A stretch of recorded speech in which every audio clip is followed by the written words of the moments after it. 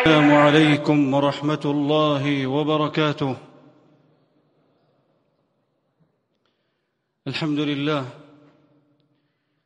الحمد لله الغني الكريم صاحب الإحسان العميم والفضل العظيم، يهدي من يشاء إلى الصراط المستقيم. نحمده على نعمه المتتابعة وخيراته المتتالية، وأشهد أن لا إله إلا الله وحده لا شريك له، وأشهد أن محمدًا عبده ورسوله صلى الله عليه وعلى آله وصحبه وسلم تسليماً كثيراً. أما بعد، فيا أيها المؤمنون، اتقوا الله تعالى بامتثال أوامره تفوزوا الفوز العظيم وتفلحوا في دنياكم وأخراكم، كما قال تعالى: والعاقبة للمتقين.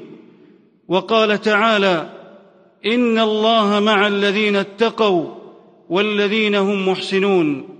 وقال تعالى: إنه من يتق ويصبر فإن الله لا يضيع أجر المحسنين.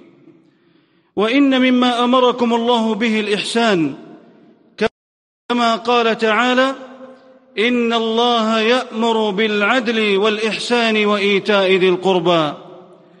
فيحسن العبد في عبادة الله، كما قال النبي صلى الله عليه وسلم: الإحسان أن تعبد الله كأنك تراه، فإن لم تكن تراه فإنه يراك. متفق عليه. وأعظم ذلك الإحسان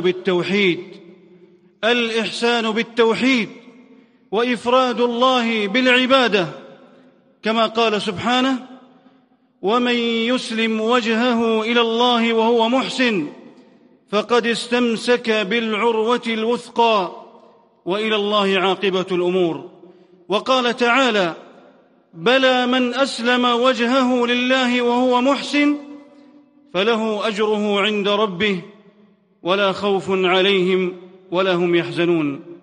فلا يعبد سوى الله، ولا يصلى إلا لله، ولا يدعى أحد غيره، كما قال تعالى: وقضى ربك ألا تعبدوا إلا إياه.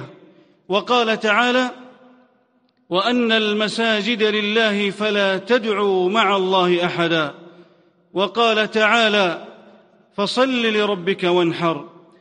وهذا مقتضى شهادة التوحيد، لا إله إلا الله، وقرينتها شهادة أن محمد رسول الله، فيطاع أمره ويصدق خبره، ولا يعبد الله إلا بما جاء به، لأن الله أكمل الدين، فلا يحتاج إلى أن يزاد فيه بشيء من البدع.